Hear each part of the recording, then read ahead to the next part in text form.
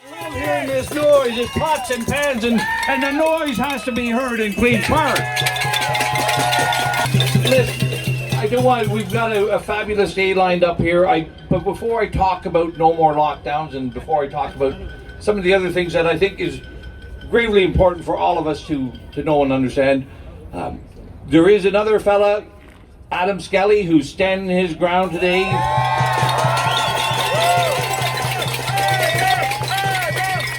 Adam has shown that courage, that resolve, that conviction that Canadians are known for, standing up against injustice.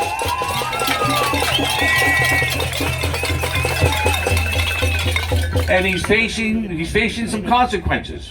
But we're going to stand with him. I'm going to stand with him. We'll all stand with Adam Skelly.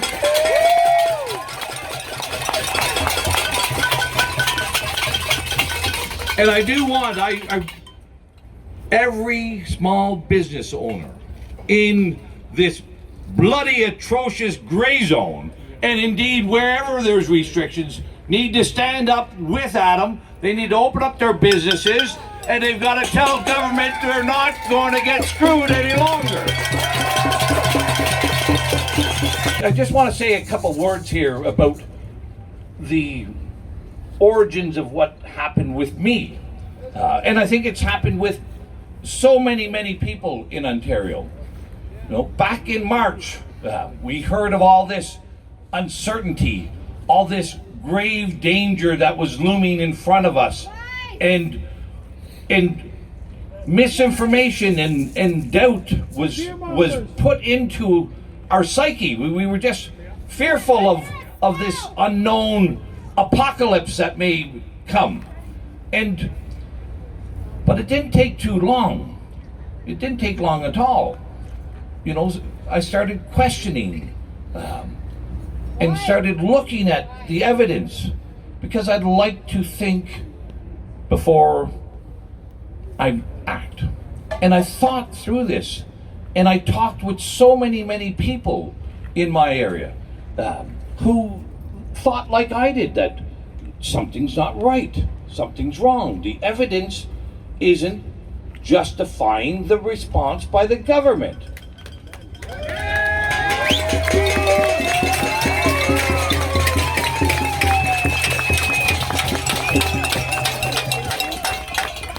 But everyone that I spoke with who had those same concerns as I did, and started to see that this was a dangerous path that we were taking, there was one overarching element in all those discussions: is they were hesitant to speak out. They were reluctant to say anything. They were fearful of the public shaming that was going to happen if they had an opinion. If they, well, you know, this is important for us to understand, because back in April, people wouldn't speak out. Here we are in November, and many times throughout, people are speaking out. People are speaking out. We're not fearing the public shaming anymore.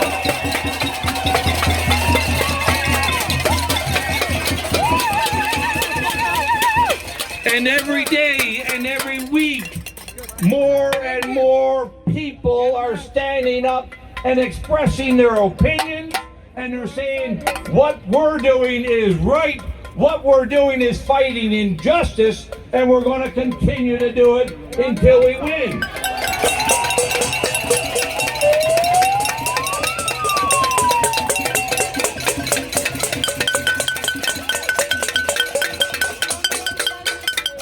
I'll say this: the laws of our country are created to be a shield for the people of Canada. That's what those laws are made for. What Doug Ford is doing is using the law as a weapon against us.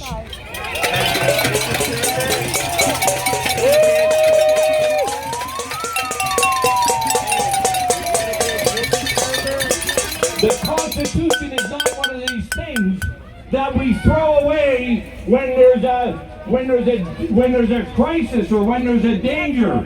The Constitution of our land is here.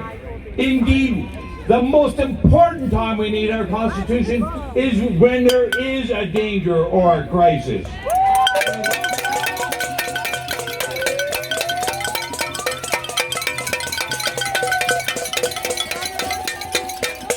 And just think of this, just think about our history. You know, during the Second World War, did we close down our country? We had to fight the largest external threat that we had ever seen, but we kept our institutions operating, we kept our freedoms there, we kept our liberties there, and we won. We win through freedom and liberty.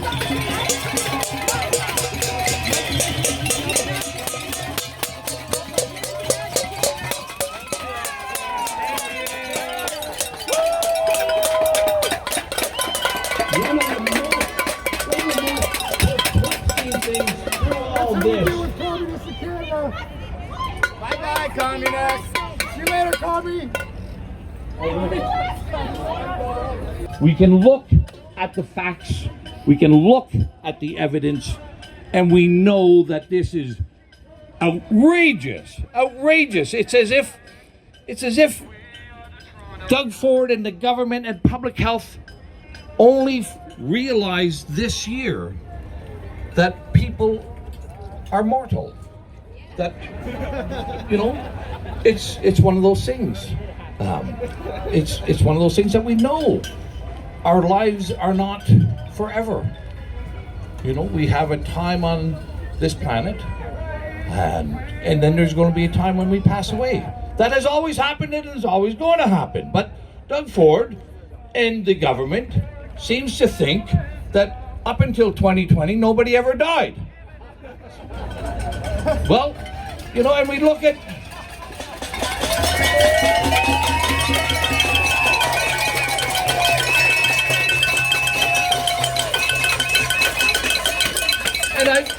nobody wants to see a premature death. Nobody, and we understand that death is part of living, and that we need to take that time to recognize what people have done through their lives. No, you can wait, and I'll talk to you when I put the microphone down. Okay? Sure. Okay. So, but listen, this is in my area, just to give people a reflection on this. In my area, outside of long-term care, 3 people have passed away this year with COVID, and I emphasize with COVID. Their average age was 86. Okay, 4 years longer than the average life expectancy. 86 is a good age. I hope I get there, but I'm not certain by any means. But I can tell you this: I would, and they also had significant other illnesses. It's just a fact of life. As we get older, we get more ill, we get more frail. I certainly don't feel as spry today as I did when I was 20. I do things differently today than I was 30. We age. That's fact of life. But somehow we've distorted this, and we're saying to say these things means that I'm not compassionate, that I'm willing to sacrifice people's lives. And that's not true. I think the other big distortion here has happened is these government bureaucrats and Doug Ford and public health are calling us irresponsible for what we're doing. They're saying that we're selfish for what we're doing. But let's look at the facts. The numbers of people who are being denied medical access to medical care right now is not because of us.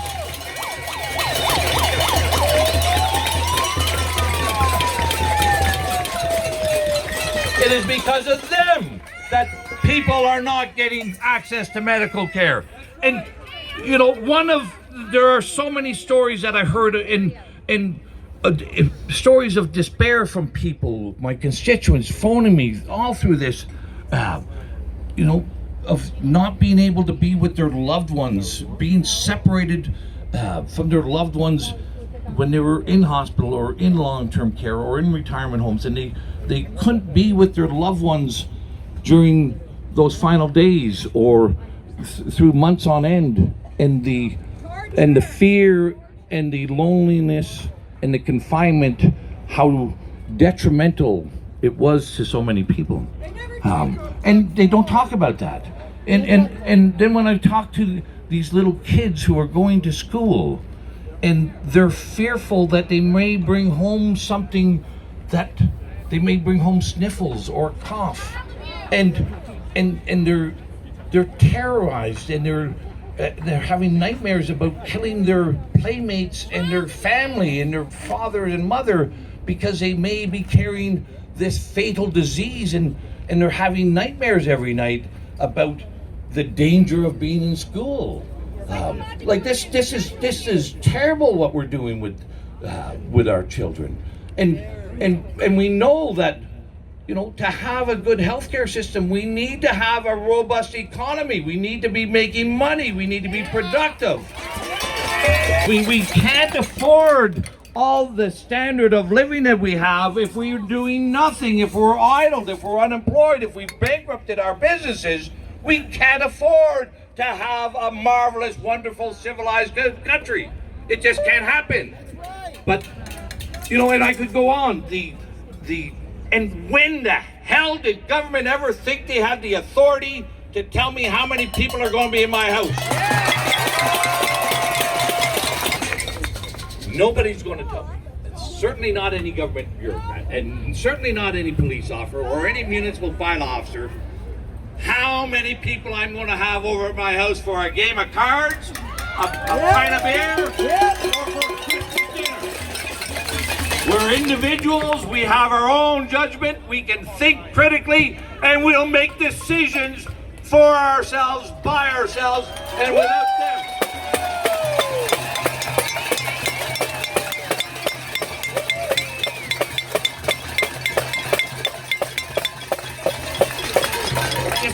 Just think that, what sort of country tells its citizens that it's unlawful to have your brother or your sister in your house, or your mother or your father in your house? I'll make that decision who comes in my house, and so will everybody else.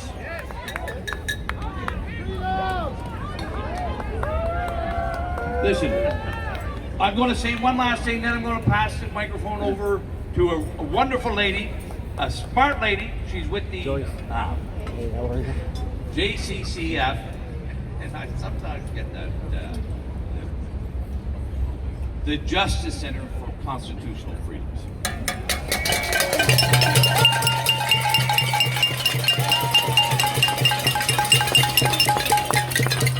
But what that says, back in April, back in March, this wouldn't have happened.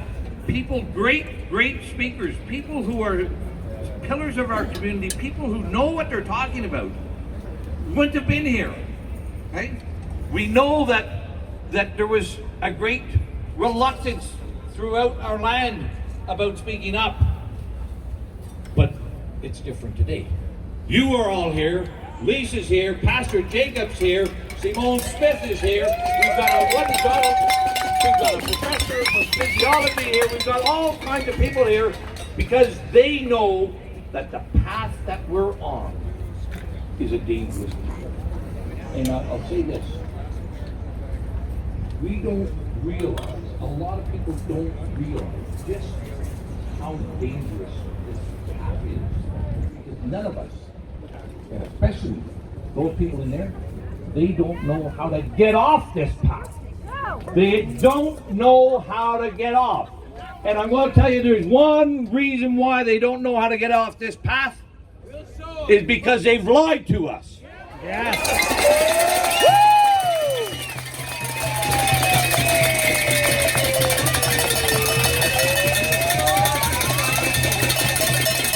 And they knew they lied to us back in April. And instead of being truthful, instead of being honest and saying, we made a mistake, forgive us for making a mistake, they said, what other lie can we do to cover up the first lie?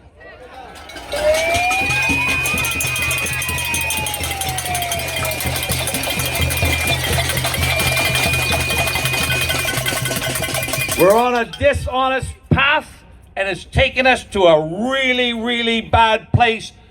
All of us need to get off that path. We need to get off that path now, and we have to encourage our friends, our families, and everybody else to get off that dishonest path that this government is taking us to.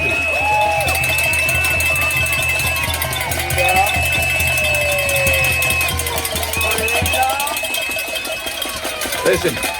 We've got lots of signs here. No more lockdowns is growing. No more lockdowns.org is going to continue to grow, and we're not going to stop growing until we win. Thank you very much for being here.